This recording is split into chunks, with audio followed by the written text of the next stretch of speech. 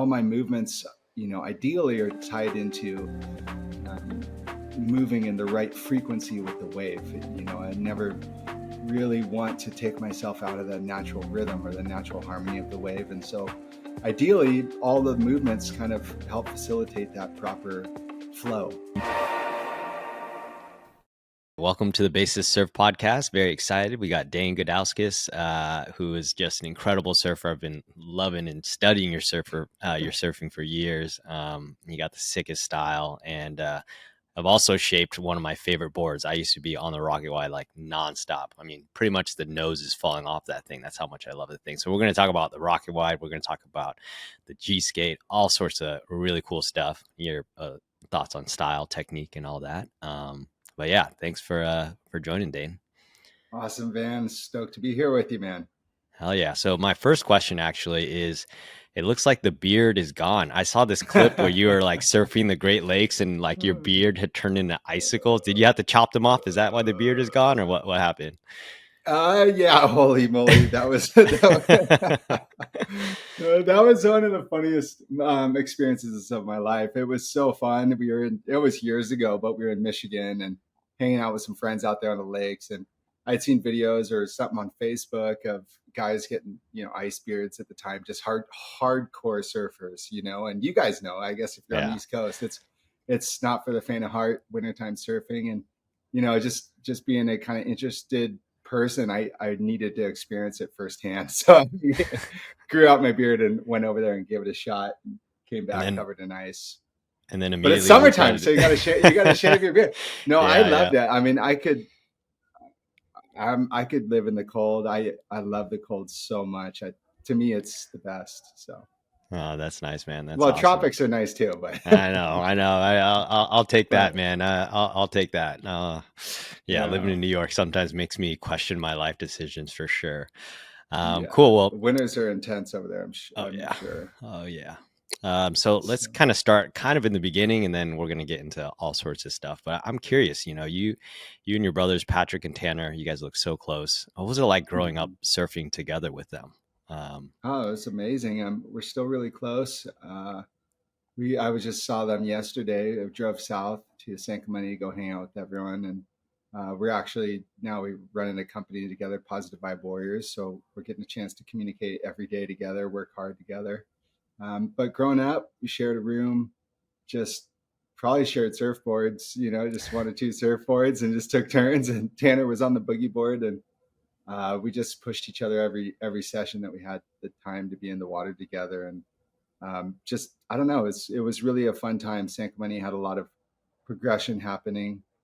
So it was all around us, we had kind of like those Lost movies. I'm sure you remember those in the late 90s, early 2000s. So those guys were surfing just in the neighborhood where we would surf, and getting to see that firsthand kind of motivated us to see where you could go. You could kind of just keep pushing the progression further and further. So it was awesome. I mean, growing up in San Clemente was a great place.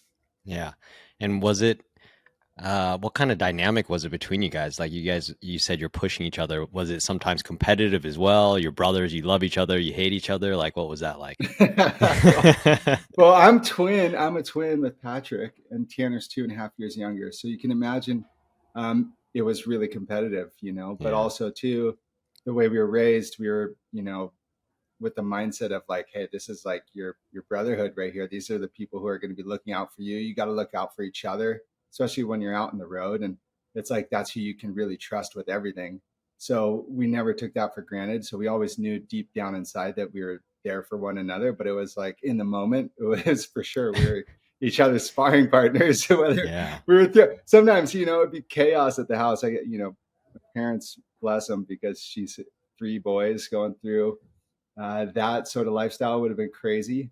But it all worked out. We traveled, pretty extensively together, especially in that early phase of our career. So we had a lot of fun. Yeah, that sounds. And now we all have kids. We all have kids of our own, so it's kind of like it's just kind of. So we get them all together, and it's a full barrel of craziness. Full madness. Yeah, I have a younger brother. He's 1 year younger than me, and like we're the same way. Yeah, I know exactly. And it's awesome because you do push each other, and I'm sure having your brothers probably was part of the reason why you guys got so good, and just like having partners to surf with and just have fun with that. Yeah. That's awesome. Well, it's funny because even, competition is one thing for sure pushed us, but even in free surfing or big wave surfing, like you have that extra element of like, oh, he went on that, okay, then I Right. gotta go, or it's you're calling them in like, oh, go, and then they're like, oh, if you're calling me in, I'm not gonna back down because I guess I gotta go now, and Oh man, um, so we've had a lot of fun surfs together, and yeah, it's been great. So that's so across the whole cool. spectrum, just getting to Yeah, enjoy it. right. And I think what's interesting to me as well, I mean, you growing up in San Clemente, and I was thinking about this relative to your, to your brothers as well, is, you definitely seem like you've, taken a little bit different of a path in terms of, going more along the experimental route, in terms of like the board choice and all of that. When you think San Clemente, you just think hotbed of competitive surfing. And I'm sure you had your experience doing that, but what kind of led you down this different path? And, yeah, well, I'm curious about that. Well, it's pretty interesting. Sync Money has definitely a hotbed of progression, like we were saying, with like the airs and Christian Fletcher doing that big air at lowers and just radical mindset going on. But it also has San Onofre, which has an Right. incredible depth and history of longboard culture, heritage. You get guys like Skip Fry coming up to surf San Onofre, and Jerry Lopez swings through town. The legends go there and share their culture and their knowledge and tradition with the surfers there and the youngsters. So there is a kind of a pretty broad depth to San Clemente if you kind of look beyond lower trestles, which is something that our dad longboarded growing up, so we had the opportunity to kind of be exposed to a little bit of a diverse culture. Um, and it was something that we always did growing up, and then obviously we zeroed in our focus on trying to qualify for the tour. Patrick and Tanner spent a little time on there, had a good run, but right around that time for myself, I can't remember what year it was, maybe 2008 maybe, or something like that, when the boys qualified. I just was pretty exhausted by whacking it to the beach and wanted more out of surfing. Surfing is such an expansive thing. There's such a great depth of characters and culture that really makes up the community. So I just started looking elsewhere, being having conversations with people that share different views on surfboards or waves that they were riding, and really dove into trying to get into uncomfortable spaces, right? Kind of playing around on boards. And, if someone was like, hey, try this, maybe this will, you might feel something here. It was like, okay, yeah, I want to take advantage of that opportunity, even though I may not stand on it and rip it right away or look good doing it, or even, people may be like, look at this idiot down the beach. What's he going to do on that thing?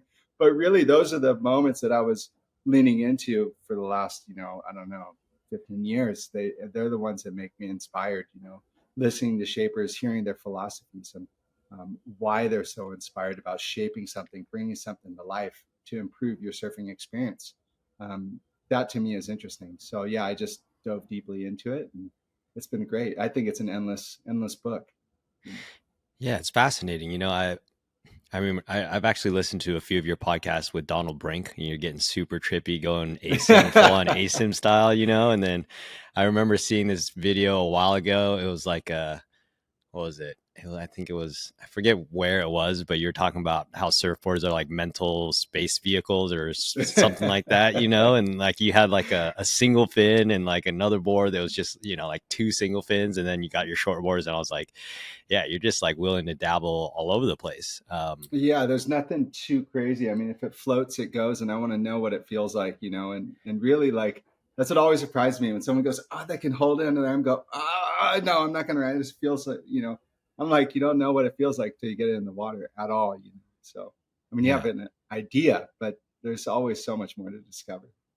Hey everyone, my name is Van, and I'm an everyday surfer that's just obsessed with improving. And I wanted to take everything that I've learned, everything that I've struggled with, all the mistakes that I've learned along the way, and share it with you to help you become the best surfer that you can be. And I'm super lucky on this podcast, I get to interview the world's top pros, shapers, coaches, and take you along on my journey as I try to learn, uncover all the gold so you can apply to your own surfing. So hopefully you're going to get some value out of this. And the best way you can support me is just simply by sharing this podcast with whoever else you think may benefit from it.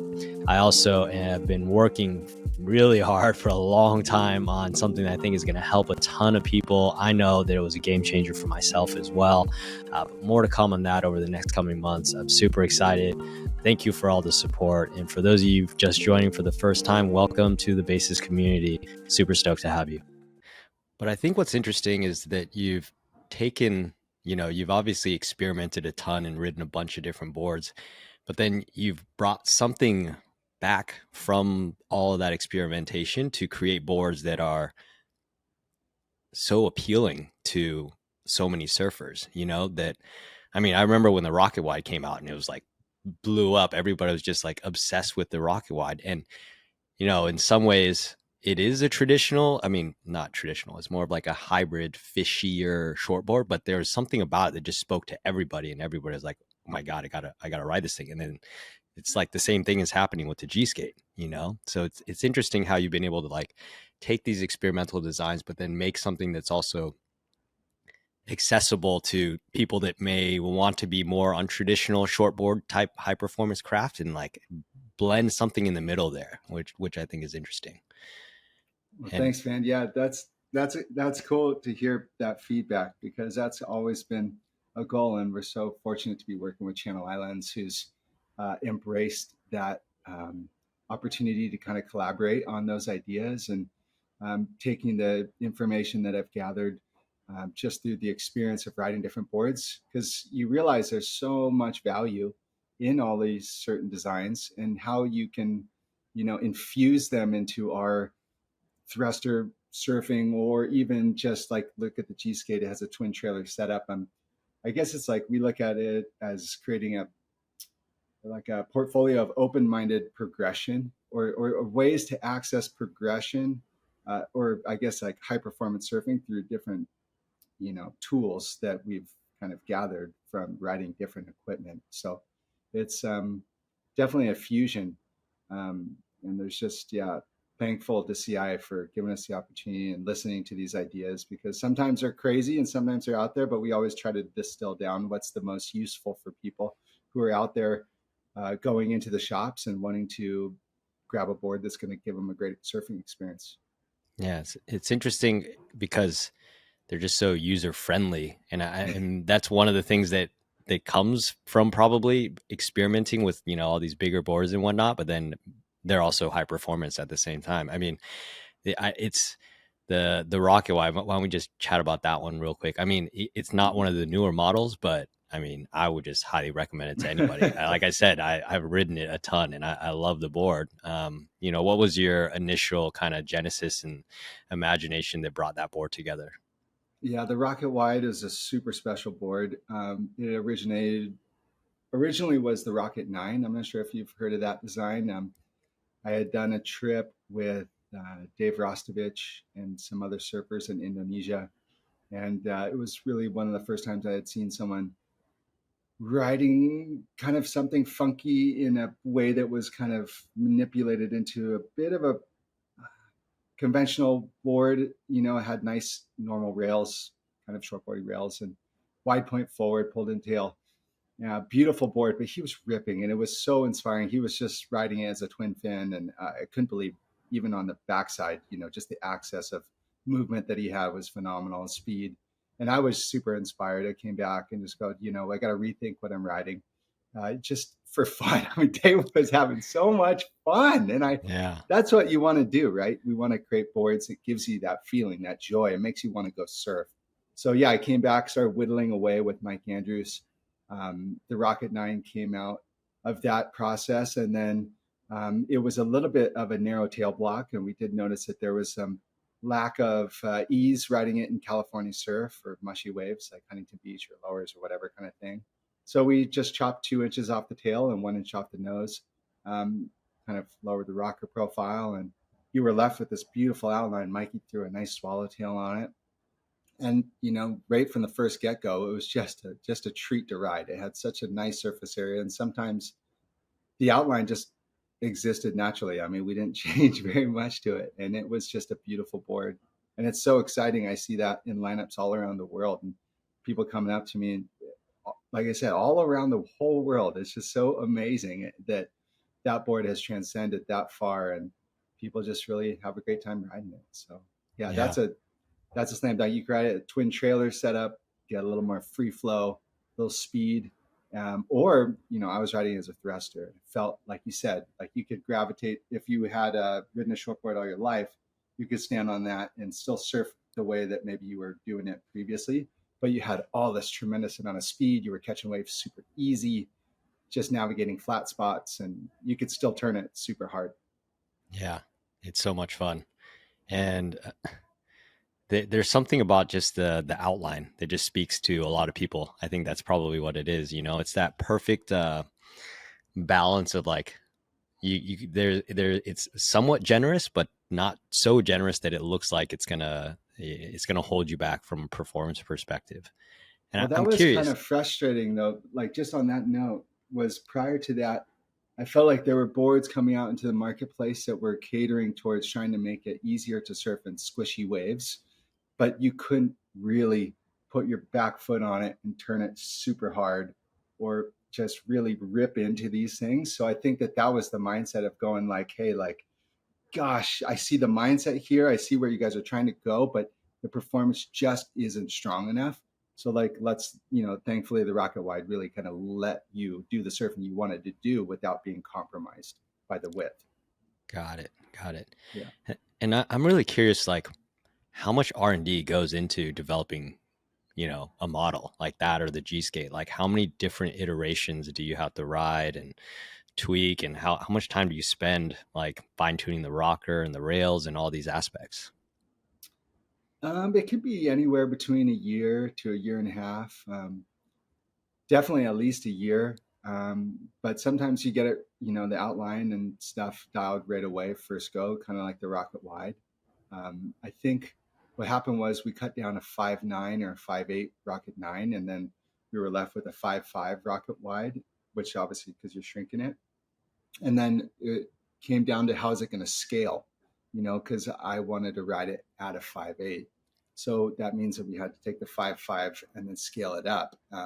So there was a little bit of play in that experience there. And it's just a really interesting process bringing a model to life because you have to be thinking about that as well. Like, even if I got a 5.6 rocket, cheesecake that I ride, what's that board going to perform like? What's it going to look like at 6.0 for someone who's 6 foot and 250 pounds, or even someone who's 5'5" and Right. 145 pounds. So you want to make sure every aspect of the board is completely dialed in, which takes time. So even if I'm riding something that I feel is completely bulletproof, it becomes that process of working with Channel Islands to make sure it's totally dialed through the line. So yeah, Yeah, it takes time. that makes a lot of sense, right? Because like the rails, for example, you couldn't just scale them up, otherwise they'd just be too boaty, and then you would, you'd struggle even if you're a larger surfer. Yeah. Like relatively speaking, you wouldn't be able to like get that rail in the water and all those things. Huh? I never Yeah, thought. and we Yeah, really want them. I personally want everyone to have a great experience when they're riding any of the boards that we're working on because I know how expensive they are. And I know people go out of their way to purchase those boards, and we want to make sure that they're having a great experience to the best of our capabilities. So making sure they're fine tuned all the way through is something that we feel passionate about doing. yeah, that makes sense. And then tell us now about the G skate because it's interesting because when I've been riding the Rocket Wide a ton. I mean, and then you look at the G skate, they're similar, but there's also some pretty major differences. So yeah, tell us about the G skate. Yeah, that's awesome. So you've been riding one. I know I have not been riding one. I've been riding the Rocket Wide. I've been wanting to ride the G skate. I was We actually gotta get you one. We gotta oh get you man, dialed in on that would be one. so sick. I was in Puerto Rico and I was surfing with Magnum Martinez, who's a big surf coach over there, and he was on the G skate, and I was in the water on the Rocket Wide. And he's like, "Oh man, I really want to try that Rocket Wide." I was like, "Dude, that G skate looks sick." And he was like, and we were just chatting about it, and then he was like, "Dude, this G skate is just insane." Like he's like, I think he rides like a smaller one, like 5'1", 5'2", or something like that. And he was like, what he was surprised by, because Puerto Rico has some pretty gnarly reef barrels. He was like, this thing goes when it's small, and this thing also holds in the tube. Like, I remember seeing a video of him, yeah, getting tubed on a G skate, and it was like super heavy day. And I'm like, I mean, it makes sense though with that pulled in tail.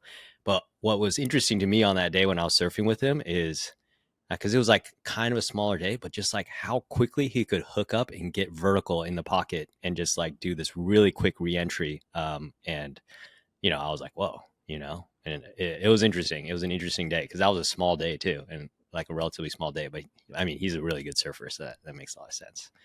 Magnum is so special. He absolutely destroys all those waves. I watched a video of him on his G skate and was so excited and impressed just the way he was surfing that board. And like you said, taking it to heavy water and really pushing the design, which gets me super excited because it goes back to what we were talking about with the RocketWide, right? Like we wanted boards that had that facilitated the ease and gave it that user friendly feeling, but still performed at a really high level, like not compromising like maybe boards in the past had.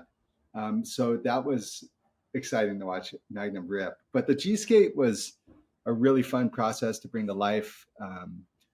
Basically, I'd been watching a bunch of the Z Boys stuff and photos and of those guys skating pools, and I just loved the way the board outline looked, and I thought it was just a beautiful nose. And I know there's been rounded nose type boards in surfing, but watching these guys surf, it's just, I don't know, it was a romantic era, just the photos and the imagery. I just loved it. And I felt like if you're riding something of that kind of nature, that outline in the curvature of the wave and flowing with it, it just felt like it was something I really wanted to experience myself. So uh, I ended up printing out a photo of an old skateboard deck and took it to Kinko's, and it was a big big mess, and cut it out on the floor and was standing on it at the house and cutting things out, and took it to Britt and was like, Britt, I got a funky idea, but I think this could work. This could be really fun. And so Britt and I got the hacksaw out and started whittling some foam, and we brought it to life. And Patrick and Tanner were really excited on the process too, and they were super helpful testing it. And there was a lot of R&D that went into getting the rocker profile correct and making sure the concaves are correct. And something when you have a little bit of that surface area in front of you with the rounded nose, it's about not catching any water in front of your front foot, making sure that when you do sink your toes in on that front side bottom turn or coming down off a carve or something like that, or even vice versa on the backside, you really don't want water on the deck. So it's got to be a perfect, profiled outline there, which took time to kind of get dialed in. And that you saw the tail block is pretty tight on that thing compared to the RocketWide. So it's just, that allows you to really grip in and stomp that turn. And then you have all that surface area with the twin trailers, which is just a beautiful feeling. You get all that burst of speed as soon as you take off. Just you put that weight on that thing and boom, it's exploding out of the pocket. You're fully released on the speed line. And the fin process was even another level to the board, which Channel Islands released a fin with that board. And it had just a little bit more cant on the fins that we were playing around with. We opened it up a little bit, which actually gives you a lot nicer radius in the pocket. So maybe Magnum was feeling that under his feet. I noticed that. It allows you have all this beautiful speed with the outline, the way the board's set up, that we open up the cant on the fins to really allow for a little bit more freedom of maneuverability. So yeah, it was a great process. I mean, I have so much fun nerding out on all this stuff. And like I said, grateful to CI, grateful to be working with my brothers. And, when I see guys like Magnum taking it to the limit, pushing it, that gets me hyped, Yeah. No, it's another one where just like the outline probably just speaks to a lot of people. They're like, oh man, I'm just gonna like paddle in so easy and go so fast with that wide nose, and then that tail, you're like, oh, that thing is gonna hold, So it's like, I don't know, it's just like a little magic juju sauce that you're always cooking up. So it's really interesting. And I was curious about. I was actually thinking about this, right? Because I know that a lot of surfers struggle with getting their back foot all the way back and getting in the right place. Sometimes I struggle with that as well if I'm not conscious about it. But I'm like, with that narrower tail block, I feel like that back foot placement is still important, but you're naturally going to end up in a position, you're going to have more leverage on that tail because it is just smaller and narrower. So that's something I've thought about as well. But do Well, you, or go ahead. well, I was going to say, yeah, like I naturally, I guess for that board particularly, like to keep my foot kind of just behind the two twins, and you can really feel it. I've um, been playing around with it with Tanner specifically, kind of like trying to find that sweet spot of the back foot, especially on that board. Usually it's kind of planted right between your front fins and your back fin. A lot of the hot dog performance guys really jam it up on that kick. But for me, I haven't ridden a tail pad for a very long time. And I feel like it's helped me feel the energy sources under your feet and know exactly where you are and that little bit of a nuanced experience there of Hmm. where the foot should be. So, you can really feel the difference, like you said, in that pulled in tail block. The feedback's coming really quickly, and you're feeling exactly what's, I got to be a little further back or a little bit further forward. So, yeah, it comes quick. It's like probably like fishing with like a really thin little pole, and you catch a big fish, you can feel Yeah. it, Yeah. So Yeah. Yeah. Huh, that's interesting. And one thing I've noticed about your surfing as well is you actually have like a pretty fairly narrow stance. Um, mhm. you know, is that intentional? Is that just naturally kind of how you just pop up and or just like how does that? You probably don't even think about it. You're just like Well, I'm up and going, huh? it's just a natural thing. Yeah, I do remember practicing, as a youth, trying to put my foot in a certain spot to maneuver the board in a way that was going to, compete well, or try and get maneuvers. And especially if I'm rotating over the front foot and doing a rotation, I never really got that completely effortlessly dialed because my stance felt a little narrow. And you have to, like, you see a lot of the guys, the high performance guys, moving their feet forward, changing their weight and yeah, moving it over the front foot. Um, but I guess as I grew older, um, I guess I stayed within my space or my feeling, and I was able to find maneuvers that suited my stance and my weight balance, and kept pushing myself. And I didn't see it as a limitation, but tried to surf um, in a way that was allowing my stance to kind of drive with me. And there's a lot of good examples of that in the past. You got Luke Egan's a huge guy.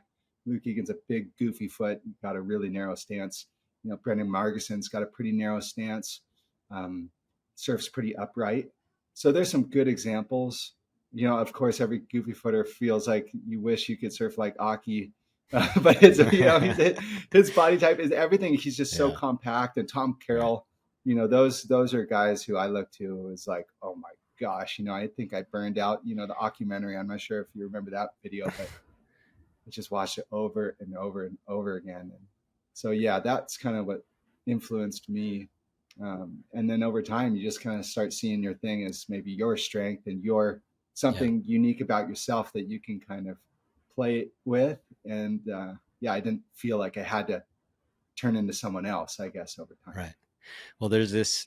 It's interesting because there's this elegance, I think, with a narrower stance. If you when you think about style, I mean, depending on how you define that style, right? But there's for some reason there's some kind of elegance with that narrower stance where it just looks like you're doing less, comparing versus say, you know, the stereotypical Brazilian stance, which is a lot wider, and arguably, okay, that's going to be more athletic for doing airs and whatnot, but then a little bit less aesthetic and pleasing to the eye. Whereas, your narrow stance is like the opposite of that in a lot of ways, but it's still functional because obviously you're still ripping crazy turns and whatnot. So it's like it's interesting seeing that contrast.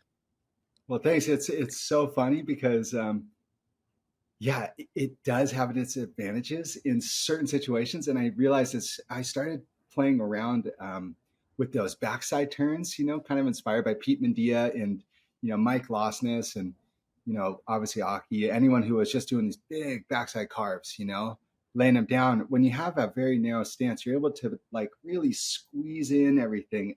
You're in these very tight pockets of the wave and moving at a very strong speed and really pushing it.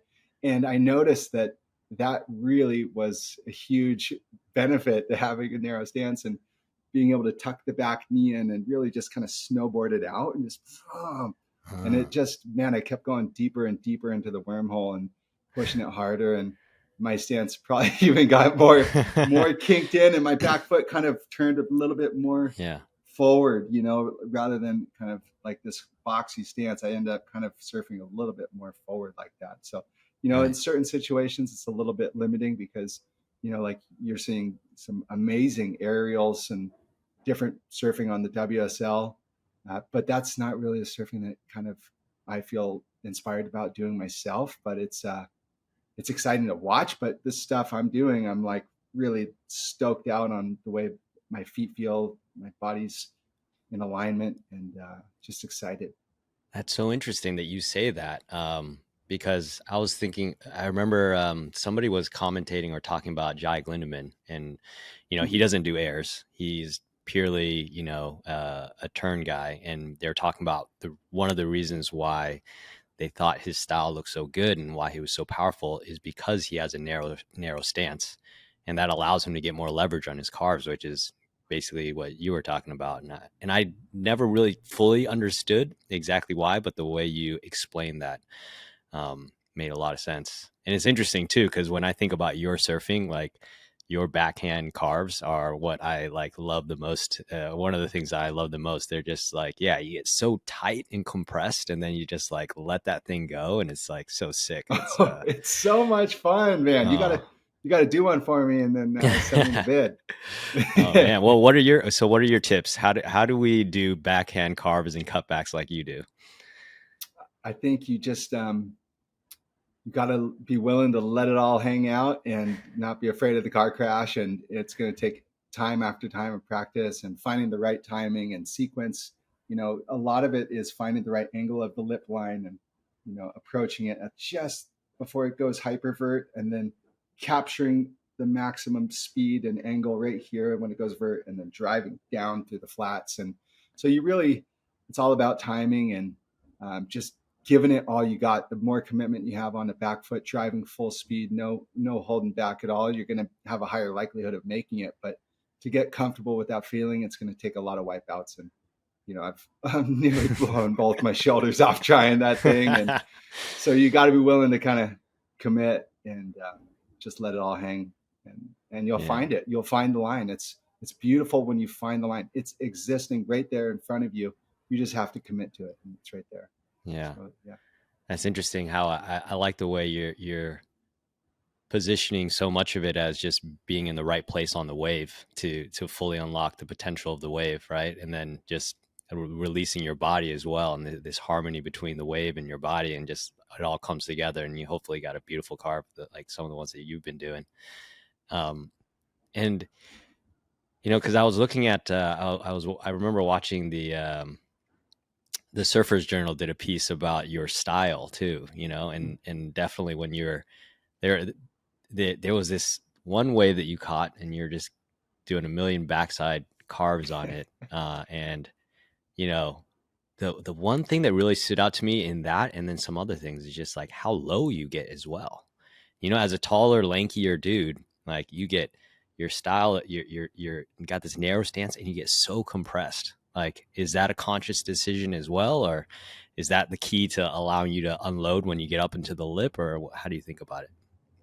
Well, I guess what it comes down to for me is kind of, if you think about it like a guitar player bending something into key, or a note bending it in so it fits in, and really just using your body as part of the instrument, and getting locked into the coil. And it's usually about timing, and maybe I need to delay the timing off the bottom to get it to the right timing on the top, or vice versa, and or use a little bit more power to kind of explode and get to the lip with more speed. And it's just everything, all my movements, ideally are tied into um, moving in the right frequency with the wave. I never really want to take myself out of the natural rhythm or the natural harmony of the wave. And so ideally, all the movements kind of help facilitate that proper flow. Um, and I guess that comes out as your style or how you're expressing yourself. Um, and just for me, it's just through riding different equipment and, just like what you were saying previously, I remember I have this really old longboard with this huge D fin that my dad found at the landfill. And it was so sick. This board must have been, I don't know, from the 50s or something. And I took it out, and I've never gone slower in my entire life than on that board. But then I realized I was, if I just let the board match the speed of the wave and pulled into the pocket, it almost had this feeling of freedom in a certain way up here. And, you just have to surrender to the wave, right? I guess that's kind of the feeling. And so when you're just not trying to overpower anything and dictate the terms of how you're moving, and yes, you get to control what maneuvers you're going to do, but ideally you could sink it all in and just tap into the wave's natural energy. And if you can do that and all your movements are moving in harmony with it, then you're going to have a great time. You're going to feel like you're surfing on ball bearings, no matter what board you're riding, and no Yeah. matter where you're surfing. Right. Oh, that's so interesting that you explain it like that, because I have that one wave in my mind, and it looked like you were on ball bearings, and you were just like having so much fun. You're just like roller coasting around on these ball bearings, and that's where like the maybe that's what makes your style look so unique. Is yeah, it's this interesting.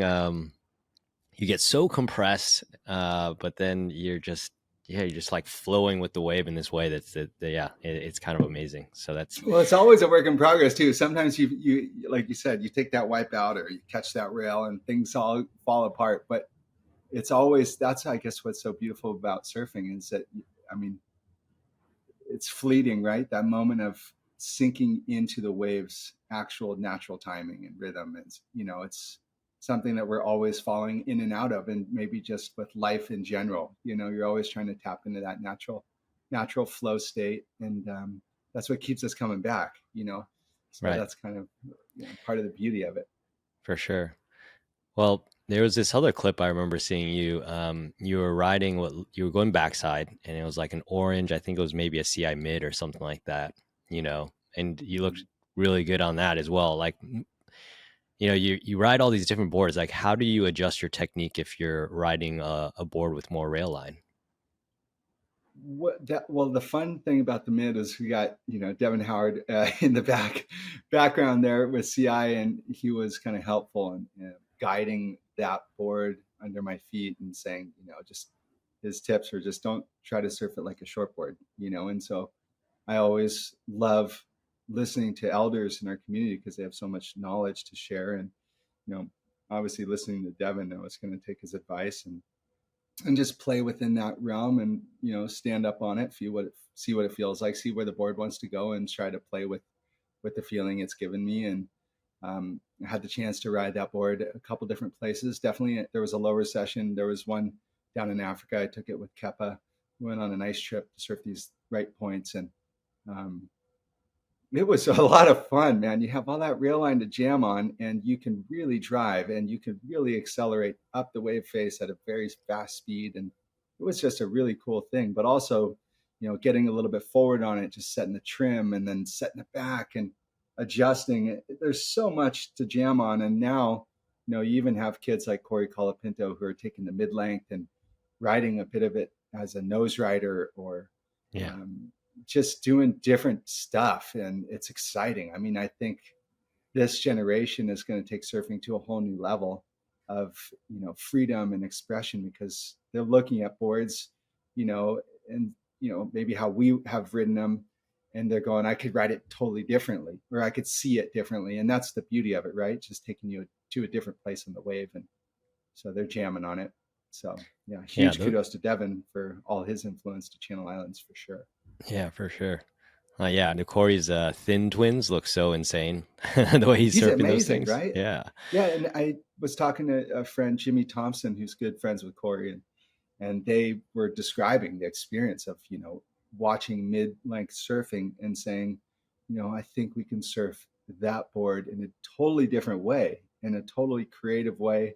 And look at what they're doing. It's just so exciting, to watch. And so that's kind of another level of progression that is happening in surfing that is not above the lip, but it's beautiful nonetheless. Yeah, I think it appeals to so many, everyday surfers. I mean, there's a lot of people that are probably, they would be perfectly happy just ripping on a mid length, and I mean, it can be incredibly beautiful surfing. I mean, everybody looks at Devin Howard and wants to surf like that. Like it's a sight to behold.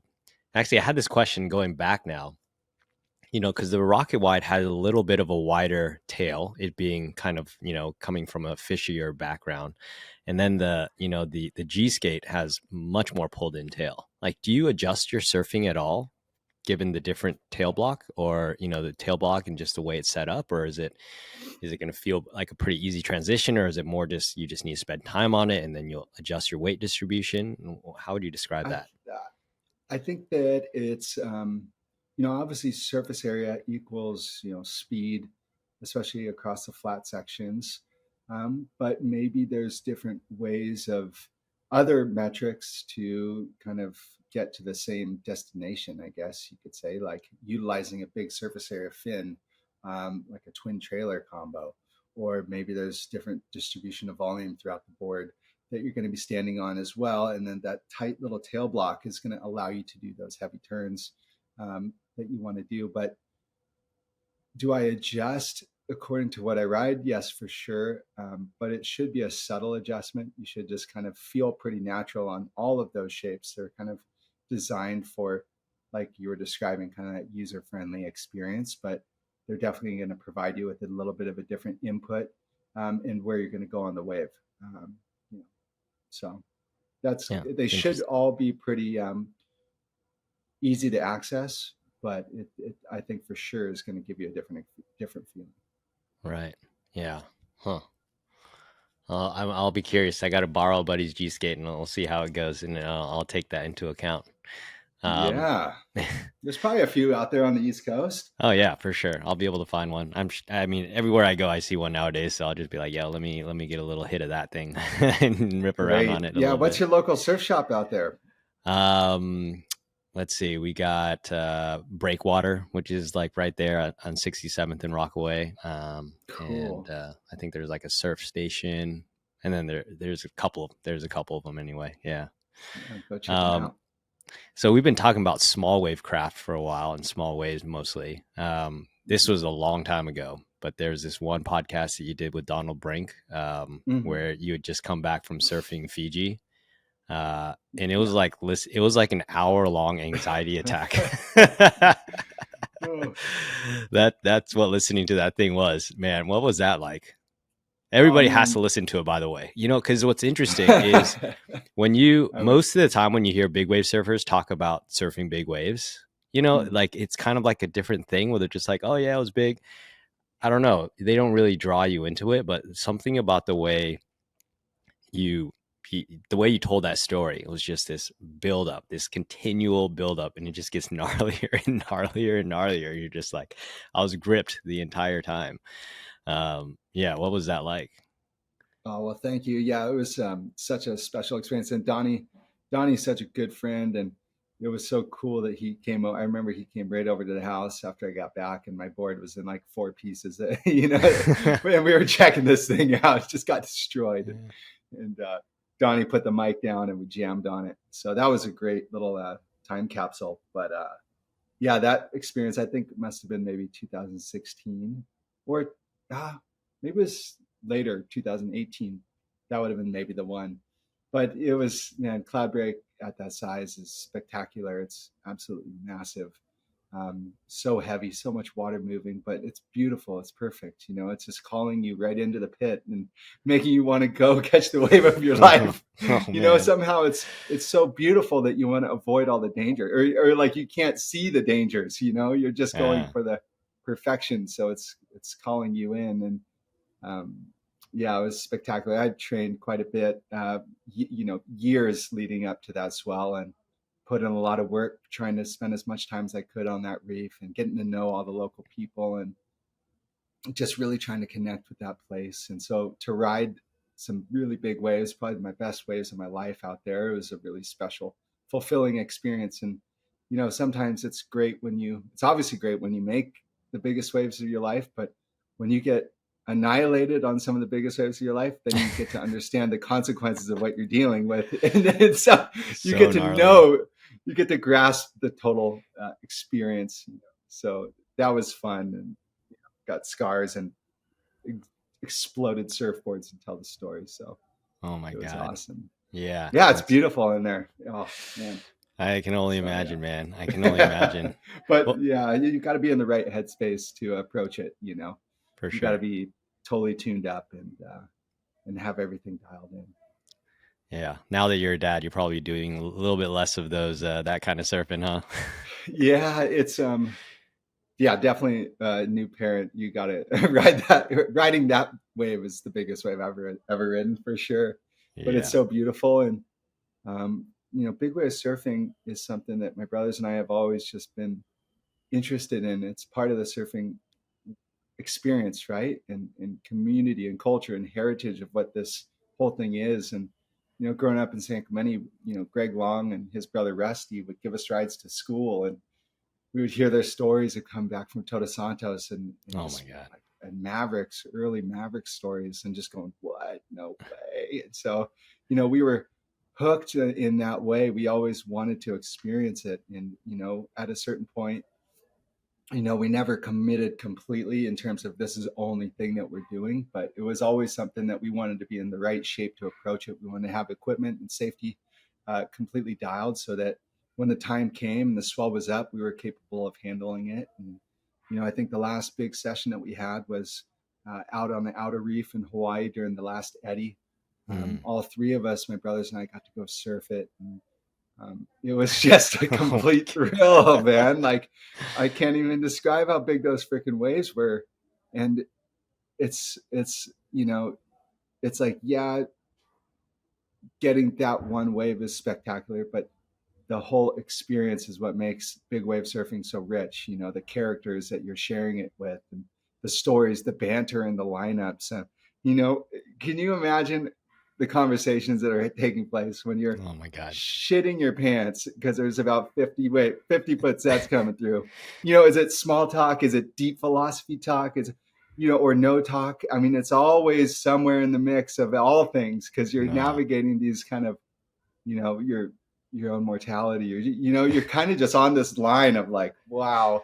And then a big one comes and you turn and go, and it's spectacular. Or maybe you don't go. Maybe you just get caught inside, or maybe Yeah. it's not your day and you paddle back to the boat, and hey, it's all good. Any way you slice it, it's just for that experience. Oh my God. Yeah, it's so interesting, those conversations. I mean, I've never surfed waves as big as that, obviously, but I was on the North Shore and I was surfing some pretty sizable waves. I mean, I was walking down the beach and it looked like quadruple, quintuple overhead wave because my buddy had just caught one. And I paddle out there. I'm like shitting bricks, like so scared, like literal mountains. Like everybody's like on guns or the bunch of people had gotten out, but the guys that came out, they were on guns. They had full on impact vests, helmets, and stuff. But I was like, my buddies were going, so I'm like, I guess I'm gonna go out there. And I was with another buddy who was not also like not comfortable in those waves completely, and like we were just like, are we gonna die? Like, how do we get back to the beach and all this?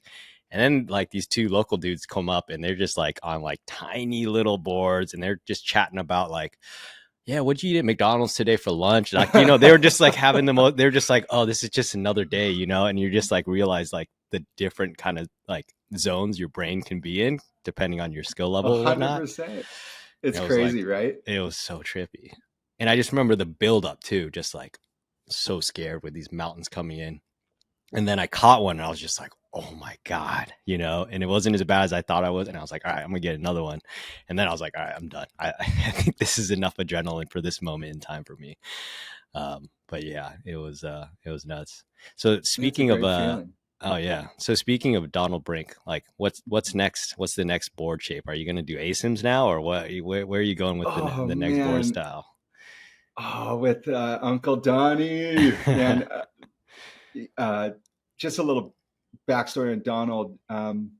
He's just been such a great friend, like I mentioned before, and he's helped. We did a Positive Vibe Warrior board drive in South Africa, and he donated, all these beautiful handcrafted boards that he shaped for that board drive. He's just got such a big heart, always down to support, and he's very creative thinker, and I guess that's kind of something that I've always been interested is communicating with people who have such an open mind and see it in a different way and are willing to take off the restrictor plate and play around with ideas that may work or may not work and may lead you down a path that may take you to another pathway. So yeah, Donnie's always one of those free thinkers, and I think one of the great minds of this generation of board builders.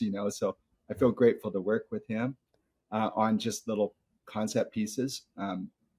But yeah, we have something that we're working on right now that is a total trip. He's totally in on this very, very narrow board, and it's got a beautiful rocker profile, and you're basically just riding rail line, essentially. And so that's another test. It's kind of like you said, like a test, or like it's like a challenge that we're just trying to challenge each other and ourselves to ride different parts of the wave and shape boards that kind of get you there, and really make it kind of difficult. So you have to challenge yourself to sink into the process or surrender to the process, I should say. Interesting. So I don't know. I wish I had it. I would show you, but it's at a friend's house. I was like, you have to ride this. And I can't, when people go, what does it feel like? I'm like, just take it out there. Here we go. And then come back to me with feedback, That sounds really interesting. Wow. It's totally a trip. Wow. Yeah. And Donnie boy, I took it to Iceland and I got to surf this really cool session out there. It was this beautiful left kind of reef pass, and it was really kind of big and windy, and I was the only person out for quite some time and got to ride it and the board felt like a kind of like a sling blade, if you can imagine that. Very narrow board with a lot of rocker, single fin. And by very narrow, I'm not talking 17 inches. I'm talking like 12. You know what I mean? So it's not like I'm saying like some 90s board. It's a freaking pencil. You know what I mean? And it's so cool. And so you're just boom, accelerating off the bottom, and then you're trying to bend into place and fit the rail line in and drive down through the pocket, and holy moly, and experiencing that completely alone, and this really raw conditions. Oh, it's freaking awesome. Yeah. So I came back to Donnie and we were pumped up, but he's keep going, man. He keeps going. He's got a bunch of things out there that he's working on. And so I just love hearing where his mind's at. That sounds like probably a difficult to ride board, but it probably is also one of those boards where you might do the best turn of your entire freaking life on it, Yeah. Or maybe it was funny because I don't know I honestly don't know what it looked like riding it, but it was funny because this kid pals out and he goes, I think you have the perfect board for today. And I was like, I don't know what you're watching. There's no way that this could be the perfect board.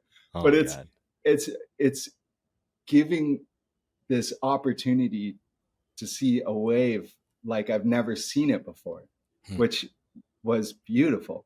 So, it's not conventional. It's not going to give you maybe the best turn of your life, but it's going to let you just feel something that you've just never felt before. And so that part of the process to me is extremely valuable. Got it.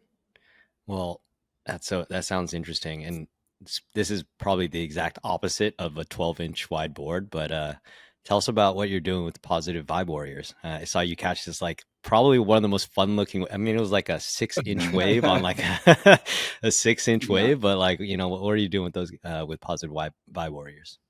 Yeah, it's super fun. So that was something that my brother started up with myself about 12 years ago. It was just kind of an NGO, kind of foundation based, giving back to youth water safety programs and emerging surf communities. And we were doing these board drives and for communities that didn't have access to surfing equipment, and had a lot of fun jamming up the coast. And, a lot of people donated these used surfboards, which is amazing and beautiful. And it got to a point where, we started thinking about, how a soft board can kind of, increase the safety and accessibility towards learning to surf, having those first steps into the water. How do you make it safe and fun and accessible for people? Some of the boards were pretty narrow and old, just hard, clunky surfboards. So learning how to surf on them was a bit of a challenge. So we came back from those experiences, and we wanted to kind of build a brand that could facilitate our passion to connecting with communities around the world and even in the US. And so we started building boards. We make soft boards that are made in the USA from recyclable foam. They're extremely durable. They're closed-celled foam, so they're not going to absorb any water. We have a multitude of shapes and designs, and it's just super fun. We work with a lot of junior guard programs up and down the coast. They purchase the boards for their programs because they're so durable. And we just got into making some clothing, and we still do give back to the youth water safety program stuff, and just continuing to kind of build out a platform where we can keep jamming on and sharing our stoke. And that's been a big, exciting new chapter for us. We've really leaned into it in the last year or so. So yeah, it's exciting. Awesome. Yeah, it looks like a lot of fun. I mean, if I were a Yeah. beginner, that just looks like the perfect board to like get your feet wet and all that. Well, it's cool because, I mean, if you think about, even your first waves, or maybe if you had a family friend in town, and how would you want to teach them? How would you want to share that first experience, have that shared moment out there and make it meaningful for them? So having equipment that's going to, provide that experience is something that, we're interested in building out. So you have Channel Islands with the high performance stuff, and this is definitely just that first step into the water, creating that shared experience for people. That's amazing. Can we get the inside scoop on this new film that you have coming out? Oh, with George? Yeah, it's a short film, but it's a really fun kind of. There's a lot of animation into it, like digital animation. George Trim, such a great friend. He's absolutely, again, one of the most creative people that I know. Great filmmaker, great editor. So yeah, it's kind of sci-fi. I don't know how to describe it. It's very imaginative and Wow. very creative, and there's some great surfing in it. On different boards. There's a really cool segment on a Dick Van Stralen single fin, maybe from the early '80s, that Tanner found on Craigslist down from Oceanside, which is amazing. It's a beautiful Dick Van Stralen single fin, one of the best ones I've ever ridden. Nice twin fin fish.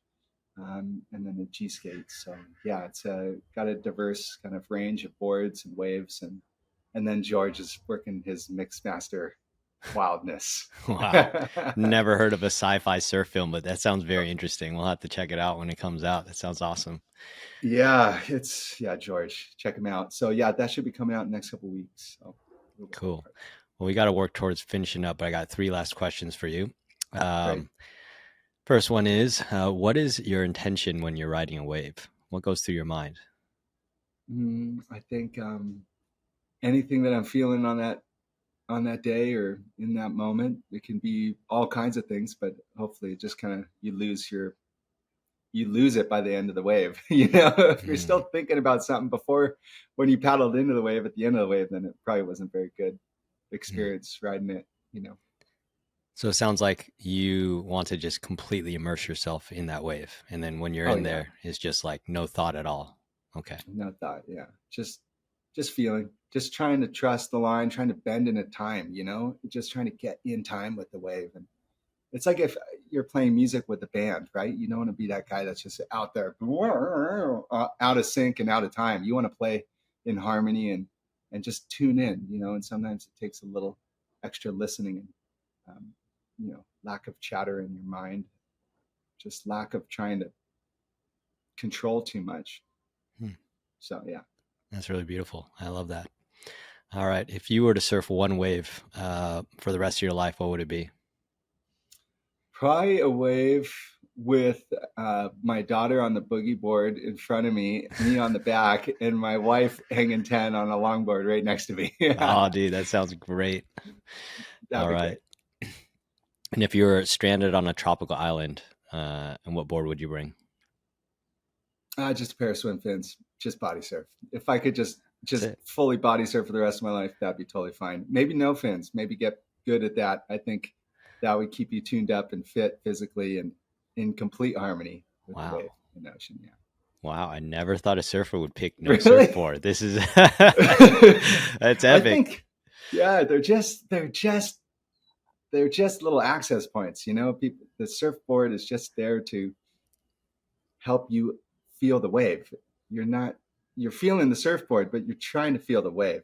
Yeah. It's just so when you take more things away, you get closer to the ocean experience. And so, when you're tuned in physically and mentally and spiritually to the experience, then you don't need a surfboard. I mean, I like Man. surfboards because they help me tune Right. in. Obviously, we have a lot of fun on it, but Right. if I needed one for the rest of my life, I don't need Wow. This has been such an mind-opening it. conversation. I love it. Man, thanks for joining, dude. This was epic. Hey, Van, good job. And thank you for having me on the podcast and cheering for you on your surfing journey. And hopefully we can share a wave soon. And let me know what you feel on the G Skate. Take it to level 10 Yeah, and I will. beyond. All right, man. I'll let you know. We'll have to do another podcast sometime. Okay. Yeah, maybe we'll get Donnie on too. And you should rap out with him. Oh, He'll dude, that really, would be sick. Yeah, I'd love yeah, to. he'll blow your mind. So that'd be All cool. right, Okay. Have a cool. good day. All Bye. right.